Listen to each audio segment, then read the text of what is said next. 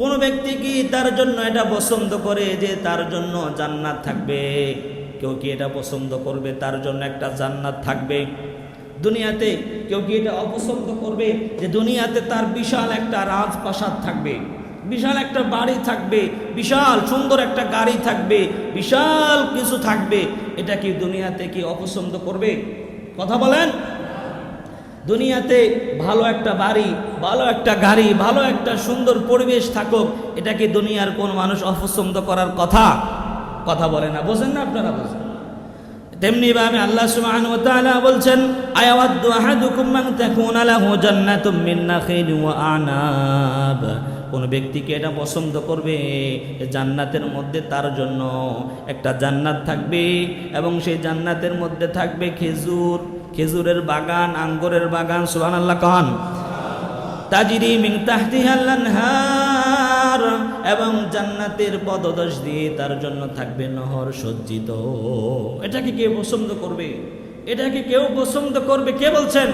তোমরা কি এটা কি চাও যে তোমাদের জন্য জান্নাত থাকবে আর সেই জান্নাতের মধ্যে খেজুর থাকবে, আঙ্গুরের বাগান থাকবে, লাহু ফিহা মিন কুল্লি সামারাত, এবং আরো অন্যান্য ফল ফলাদি?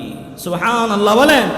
আপনারা কি এটা চান যে আপনাদের প্রত্যেকের জন্য একটা জান্নাত থাকুক এবং সেই জান্নাতের মধ্যে খেজুরের বাগান থাকুক, সেই জান্নাতের মধ্যে আঙ্গুরের বাগান থাকুক এবং অন্য অন্য ফল ফলাদি থাকুক? এটা কি আপনারা চান? মালিক তুমি জান্নাতে তোমার পাশে আমায় একটি ঘর বানিয়ে দিও। বলি আল্লাহুম্মা আমিন। আল্লাহ সুবহানাহু ওয়া তাআলার পাশেই আমাদের জন্য আল্লাহ একটি ঘর বানায় দেখ, বলি আমিন। এরপর আল্লাহ সুবহানাহু ওয়া তাআলা পরের আয়াতে বলছেন, ইয়া আইয়ুহাল্লাযীনা আমানু আনফিকু মিন তাইয়্যিবাতি মা কাসাবতুম ওয়া মিম্মা আখরাজনা লাকুম মিনাল আরদি ওয়া লা তায়াম্মামুল খাবিসা মিনহু تنفقون ولستم بآخذيه إلا أن تغمضوا فيه واعلموا أن الله غني حميد। আল্লাহ সুবহানাহু ওয়া তাআলা এখানে বলছেন, ও দুনিয়ার মানুষ যারা ঈমান এনেছো, তোমরা যা কি করেছো উপার্জন করেছো, আর আমি তোমাদের জন্য জমিন থেকে যা উৎপন্ন করে দিয়েছি তোমরা সেই জায়গা থেকে মনে রেখো কোন মন্দ জিনিস আল্লাহর রাস্তায় ব্যয় করার নিয়ত করো না।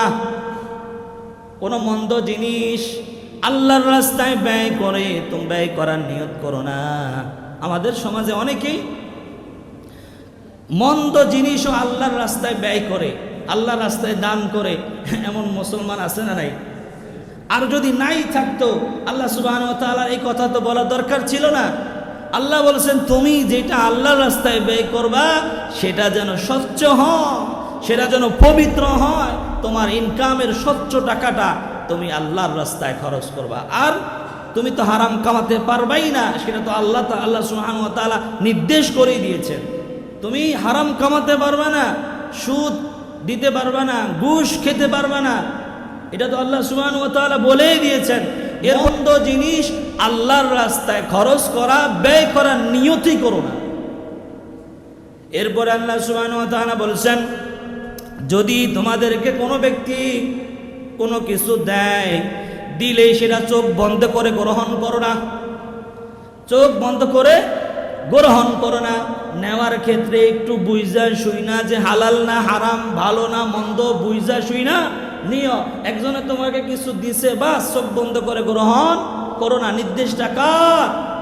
জোরে একটা ডাক দিয়ে বলো, নির্দেশটা কার? তাহলে আল্লাহ সুবহানাহু ওয়া তাআলা বলছেন, তোমরা ভালো জিনিস আল্লাহর রাস্তায় ব্যয় করার নিয়ত করো, মন্দ জিনিস আল্লাহর রাস্তায় ব্যয় করার নিয়ত করো না। আর যদি তোমাদেরকে কেউ দেয়ও, খুশি হয়েও যদি দেয়, তোমরা দিলে চক্ষু বন্ধ করা নিয়ে নিও না। তোমরা কি করো? তোমরা কি করো? সেটাকে যাচাই করো, বাছাই করো। যাচাই এবং বাছাইয়ের পরে তোমরা সেটা গ্রহণ করো, প্রিয় ভাইয়েরা। অথচ দুনিয়ার হালত হলো, কোনো কাজের কারণে যদি কোনো অফিস আদালতে গিয়ে কোনো কিছু দেয়, সেটাকে চোখ বন্ধ করে হাদিয়া মনে করে নিয়ে যায়। এমন পাপী আছে না নাই? অনেকে তো এমন আছে যে কি দিবি দে, আমি নামাজে যাবো রে, কি দিবি দে, আমি নামাজে যাবো, তাড়াতাড়ি দে, আমি হাত দিয়া ধর্ম নাই, ক্যাশের মধ্যে ঢুকায় দে। এমন কথা বলেন না, মানুষ আছে না নাই? আছে প্রিয় ভাইরা। আরে তাড়াতাড়ি মাগরিবে যাবো, আজান হয়ে গেছে, নামাজে দাঁড়ায় যাবে, কি দিবে তাড়াতাড়ি দিয়ে দে, ডয়ারের ভিতরে ঢুকায় দে, তাড়াতাড়ি দে। অথচ তাদেরকে কি দিচ্ছে, চোখ বন্ধ করে নিয়ে নিচ্ছে, আবার নামাজও পড়ছে প্রিয় ভাইরা। সেই নামাজ তাকে জান্নাতে নিতে পারবে না প্রিয় ভাইরা, ঠিক কিনা? এই জন্য কোনো ব্যক্তি কোনো কিছু দিলেই সেটা চক্ষু বন্ধ করে নিয়ে নেওয়া যাবে না। নির্দেশটা কার? আল্লাহ। শয়তান তোমাদেরকে দরিদ্রতার ভয় দেখায় আর তোমাদেরকে বিল ফাহশা, খারাপ জিনিসের দিকে তোমাদেরকে আদেশ দেয়, মন্দ জিনিসের আদেশ দেয়, খারাপ জিনিসের আদেশ দেয় এবং দরিদ্রতার ভয় দেখায়। দরিদ্রতার ভয় দেখায় যদি এক সন্তান হয়েছে, অপর এক সন্তান দুনিয়াতে আগমন করবে এমন কোনো সিগন্যালও যদি দেয়, তারপরও সেই দরিদ্রতার ভয়ে তারা সেই সন্তানকে দুনিয়াতে আসার আগে হত্যা করে, আছে না নাই? অথচ আল্লাহ সুবহানাহু ওয়া তাআলা বলছেন, ওয়ালা তাকতুলু আওলাদাকুম খাশিয়াতা ইমলাক নাহনু নারযুকুহুম ওয়া ইয়্যাকুম। ও দুনিয়ার মানুষ, তোমরা দরিদ্রতার ভয়ে তোমরা তোমাদের সন্তানদেরকে হত্যা করো না। নাহনু নারযুকুহুম ওয়া ইয়্যাকুম, আমি তাদেরকে রিজিক দেই এবং তোমাদেরকেও রিজিক দেই। তাহলে শয়তান আমাদেরকে কিসের ভয় দেখায়? শয়তান আমাদেরকে দরিদ্রতার ভয় দেখায় এবং খারাপ দিকে আমাদেরকে আদেশ করে। অথচ আল্লাহ সুবহানাহু ওয়া তাআলা বলছেন, আল্লাহু ইয়াইদুকুম মাগফিরাতাম মিনহু ওয়া ফাদলা। আর আল্লাহ সুবহানাহু ওয়া তাআলা আমাদেরকে স্বয়ং মাগফিরাত এবং স্বয়ং অনুগ্রহের দিকে ওয়াদা দিয়েছেন। আল্লাহ আমাদেরকে মাফ করে দিবেন, আল্লাহ আমাদেরকে কি করবেন? মাফ করে দিবেন, সেটা তিনি ওয়াদা করেছেন। আল্লাহু আকবার। আল্লাহু ইয়াইদুকুম মাগফিরাতাম মিনহু ওয়া ফাদলা, যিনি স্বয়ং মাগফিরাত এবং অনুগ্রহের অঙ্গীকার করেছেন, ওয়াদা করেছেন। আল্লাহু আকবার। আর যিনি আমাদেরকে তার ক্ষমা দিবেন, ক্ষমা করবেন এবং আমাদেরকে অনুগ্রহ করবেন, যেটা তিনি আমাদের সাথে ওয়াদা করতেছেন। আর আল্লাহ তো যা বলেন কি বলেন, কদ সাদাকাল্লাহ, যিনি যা বলেন কি বলেন, সত্য বলেন। ওয়াদাল্লাহি হাক্কা, তার ওয়াদা কি সত্য প্রিয় ভাইয়েরা আমার। তাহলে আল্লাহ আমাদেরকে ক্ষমা করে দিবেন, এটা তিনি ওয়াদা করছেন, প্রমিস করছেন। অথচ আমরা শয়তানের পিছনে, শয়তানের আদেশের পিছনে ঘুরছি, ঠিক কিনা? এই জন্য অভাবে পড়ে কোনো খারাপ জিনিসের দিকে যখন শয়তান আমাদেরকে আদেশ করবে, শয়তানের আদেশ কখনো শোনা যাবে না প্রিয় ভাইরা। শয়তানের আদেশ দিবে যে সন্তান নষ্ট করে ফেল, এটাকে তুই নষ্ট করে ফেল, এটাকে দুনিয়াতে আসতে দিস না। অথচ আল্লাহ সুবহানাহু ওয়া তাআলা সূরাতুল হুদের 6 নম্বর আয়াতে আল্লাহ সুবহানাহু ওয়া তাআলা বলেন, ওমা মিন দাব্বাতিন ফিল আরদি ইল্লা আলাল্লাহি রিজকুহা ওয়া ইয়ালামু মুস্তাকাররাহা ওয়া মুস্তাওদাআহা। আল্লাহ সুবহানাহু ওয়া তাআলা ওই জায়গায় বলছেন যে পৃথিবীতে যত বিচরণকারী প্রাণী আছে, ওমা মিন দাব্বাতিন ফিল আরদি ইল্লা আলাল্লাহি রিজকুহা ওয়া ইয়ালামু মুস্তাকাররাহা ওয়া মুস্তাওদাআহা।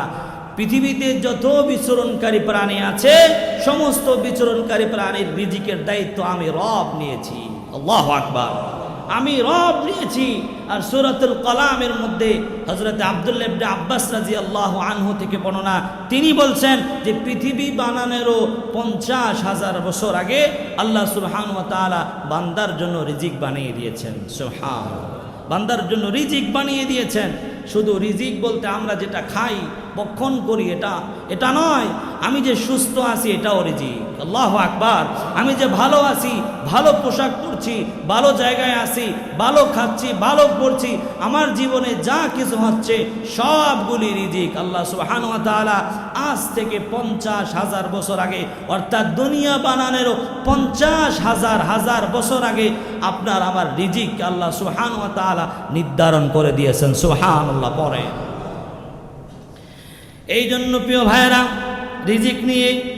রিজিক নিয়ে টেনশন করার কোনো সুযোগ নাই। এরপর আল্লাহ সুবহানাহু ওয়া তাআলা পৃষ্ঠার শেষের আয়াতে আল্লাহ সুবহানাহু ওয়া তাআলা বলছেন, ইউতিল হিকমাতা মান ইয়াশা ওয়া মান ইউতাল হিকমাতা ফাকাদ উতিয়া খায়রান কাসীরা ওয়া মা ইয়াযাক্কারু ইল্লা উলুল আলবাব। আল্লাহ সুবহানাহু ওয়া তাআলা বলছেন, আমি যাকে ইচ্ছা তাকে কি দান করি? প্রজ্ঞা দান করি। আর আমি যাকে প্রজ্ঞা দান করেছি সে অনেক কল্যাণের অধিকারী হয়েছে। ওই জ্ঞান যাদেরকে দান করেছি ওই জ্ঞানীরা ওই গুণীরাই হলো উপদেশগুলো গ্রহণ করে। সুবহানাল্লাহ। ইউতিল হিকমাতা মাইয়াশা, আমি যাকে ইচ্ছা তাকে কি দান করি? জ্ঞান দান করি, ইলম দান করি, ইলম। আর ওই ইলম যাকে দান করা হলো তিনি অনেক কল্যাণের অধিকারী হলো। আর ওই কল্যাণকামী ব্যক্তিরাই কার উপদেশ গ্রহণ করে? আল্লাহ সুবহানাহু ওয়া তাআলার উপদেশ গ্রহণ করে। এই জন্য জ্ঞানী হতে চান নাকি অজ্ঞ হতে চান? জ্ঞানী। আর জ্ঞানী ব্যক্তিরাই কার উপদেশ গ্রহণ করে? আল্লাহ সুবহানাহু ওয়া তাআলার উপদেশ গ্রহণ করে। এই জন্য আল্লাহ সুবহানাহু ওয়া তাআলার উপদেশ গ্রহণ করে জান্নাতে যেতে চান। আল্লাহর উপদেশ গ্রহণ করে যদি জান্নাতে যেতে চান তাহলে রাসূলুল্লাহ সাল্লাল্লাহু আলাইহি সাল্লাম এবং আল্লাহ সুবহানাহু ওয়া তাআলা যে পথ যেই দিক নির্দেশনা দিয়েছেন এর বাইরে যাওয়ার কোনো সুযোগ নাই প্রিয় ভাইয়েরা আমার।